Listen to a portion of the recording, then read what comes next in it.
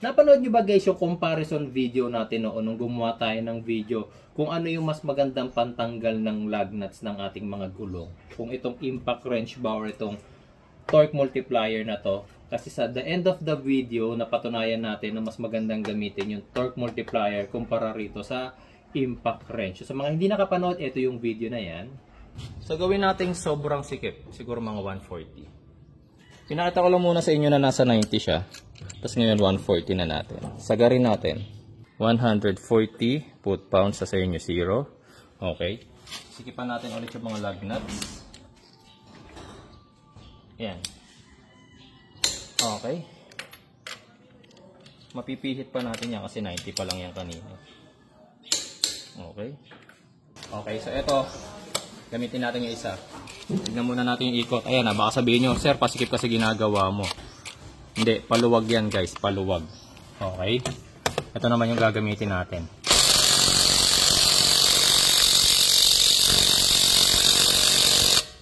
Hindi niya rin maluwagan. Tama yung ikot niyan guys, tama. Okay. Gamit yung isang socket wrench. Same size. Tingnan natin. Ay, pumasok ka. Medyo masikip tong isang to. Yan. Yan o.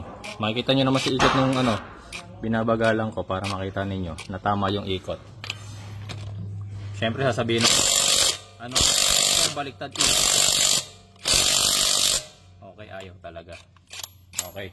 Ngayon, hindi ito maluwagan. Okay, hindi yan maluwagan. So, ang gagawin natin, kunin natin ngayon si torque multiplier. Kabit natin.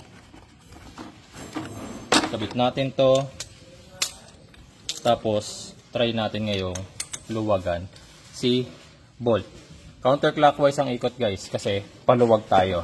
Yung mismong bolt na yun na rin yung luwagan natin. Baka sabihin kasi nung iba, sir, masikip yun eh. Maluwag to, maluwag to, maluwag to. Hindi. Yun na rin yung mismong bolt na luwagan natin. Pakita mo ako para ano. Yan. Tingnan natin. Ayan o. Hindi ba? Mas mabilis. Matagal lang yung ikot nung pakita mo mami.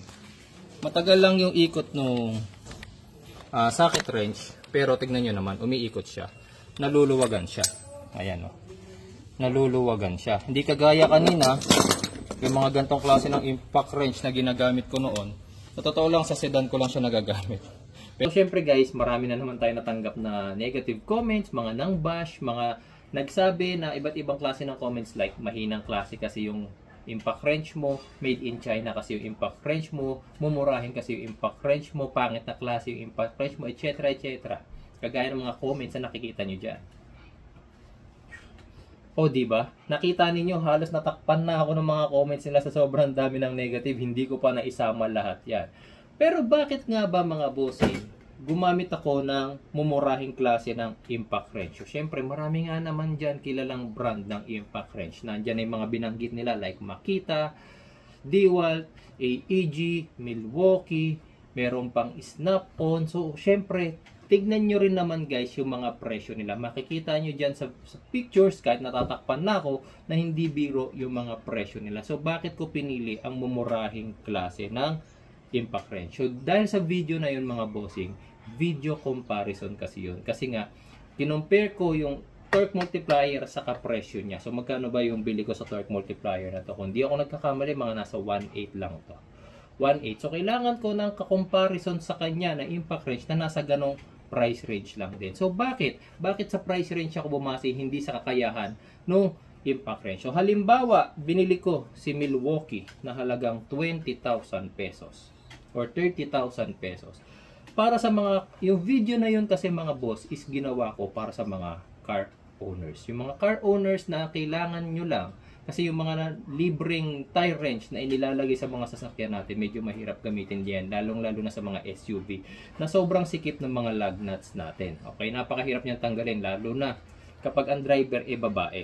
So, kailangan natin ng mas madaling magamit na torque multiplier, okay, o kaya impact wrench. So, bakit hindi ako gumamit ng magandang klase ng impact wrench? Bakit yung mumurahin? Bakit hindi yung Milwaukee? Bakit hindi yung Snap-on? Ganito yan mga boss.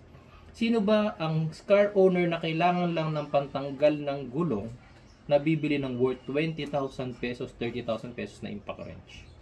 Tapos, ang kailangan nyo lang naman, pantanggal ng gulong. Hindi naman kayo mahiling mag-DIY. Hindi rin naman kayo mekaniko na ang dami nyo paggagamitan ng impact wrench. Simply, kailangan nyo lang ng pantanggal ng gulong. Pantanggal ng lug nuts, diba? So, bibili ba kayo ng worth 20,000? Bibili ba kayo ng worth 30,000? Siyempre, hindi. Hindi naman kayo araw-araw napaplatan. Every month ba kayo napaplatan? Hindi rin naman. Lalong-lalo na kung bago yung sasakyan ninyo. Feeling ko nga yung iba sa inyo, 5 years na yung sasakyan. Napudpud na yung gulong ni hindi pa kayo naplatan, di ba? So, bakit kayo bibili ng worth 20,000? Bakit kayo bibili ng worth 30,000 na impact wrench kung hindi nyo naman magagamit? So, nakatenga lang siya sa loob ng sasakyan ninyo. So, mas maganda pa rin, bibili kayo ng torque multiplier na halagang 1,200 or 1,000, 2,000. Tapos, magamit nyo hindi, at least hindi ganun kabigat sa presyo ninyo. Okay? Another thing, bakit mas pinapayo ang torque multiplier kumpara sa impact wrench? Kasi nga, i-store natin siya sa loob ng ating sasakyan. Alam nating lahat mga boss na ang mga ganitong klase ng impact wrench is gumagamit ng lithium batteries. Yung nasa ilalim niyan is a lithium battery. Ito. Detanggal yan mga boss. Lithium battery yan. Hindi tayo pwede nag-iiwan ng any electronic accessory sa loob ng ating sasakyan na lithium battery. Bakit? Kapag ka nabibilad yung ating sasakyan, masyadong umiinit sa loob. Kapag masyadong naiinitan ng mga lithium batteries, mga bossing, nagiging cause yan para umapoy, masunog or anything. Kaya nga bawal mga bossing, pansinin nyo sa mga pagka nag-i-import kayo ng product sa ibang bansa. Ayaw na ayaw nilang nag-i-import kayo na may battery sa loob. Kung ano man yung in-import ninyo, kailangan nakadeclare yan kung may battery man yan o wala. Kapag may battery yan, alam ko parang it's either mas mahal yung babayarin ninyo or ipagbabawal talaga na ma-import nyo yan. Okay? So, ako, simple lang. Simple lang. Kasi kung ang reason ko lang naman is para sa mga car owners na hindi naman mekaniko, na hindi naman nag-DIY, hindi naman nangangalikot. Kung kailangan ninyo ng simpleng pantanggal ng gulong, torque multiplier. Okay? Pero kung marami kayong paggagamitan talaga, mas mamamaximize nyo ang gamit ng isang impact wrench, pero yung branded.